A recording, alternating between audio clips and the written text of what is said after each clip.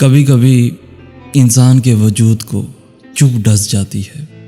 तुम जानते हो, चुप का डसा सांप के डसे से ज़्यादा अजियतनाक होता है। ऐसा शख्स अपने ऊपर बीतने वाली तकलीफ़ किसी को बता भी नहीं सकता। बाज़ औक़ात खामोशी इख्तियारी नहीं, मजबूरी होती है, क्योंकि इंसान झूठ बोलना नहीं चाहता और सच बोल नहीं सकता। और मेरे वजूद को भी तुम्हारी बेबसी ने डस लिया है। मुझे पता है वो कभी मेरी नहीं हो सकती, ये भी जानता हूँ। उसके होते हुए भी मैंने कल को किसी और के साथ मंसूब हो जाना है। वो कभी किसी सूरत, किसी तौर मुझे मिल नहीं सकती।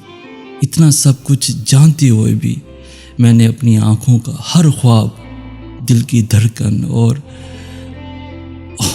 रूह का सुकून उसके नाम कर रखा है। और बताए मज़े की बात क्या है, वो ये सब कुछ जानती है। कैसे बताएं और किसको बताएं? कैसे बताएं और किसको बताएंगे? कैसी थी वो मुस्कुराहटें जिनमें ज़िंदगी के उजाले थे? कैसे बताएं कि कैसी थी वो निगाहें जो दिलों को छू लेती थीं? कैसी थी वो खामोशियां जो कहानियां सुनाती थीं?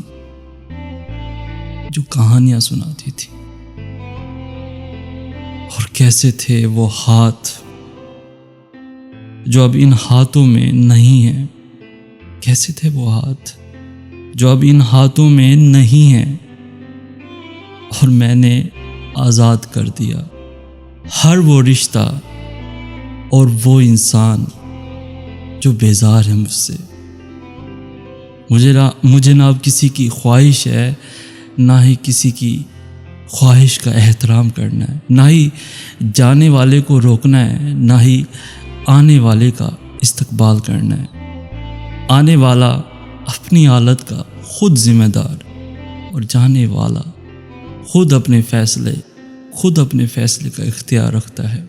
मैंने सुना था कि अगर किसी को चाहते हो तो उसे उतनी मोहब्बत दो कि वो उसे मजबूर होकर तुम्हारी तरफ आ जाए।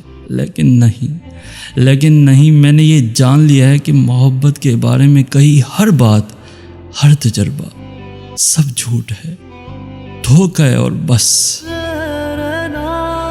जिसे महरूमियाँ मिली हूँ वही जान सकता है, ज़्यादा हौसला, झूठी मुरव्वत कुछ नहीं होती। कई रिश्तों को परखा, नतीजा एक ही निकला। ज़रूरत सभी कुछ है, मोहब्बत कुछ नहीं होती।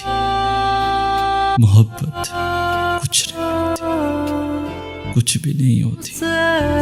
किसी से मोहब्बत थी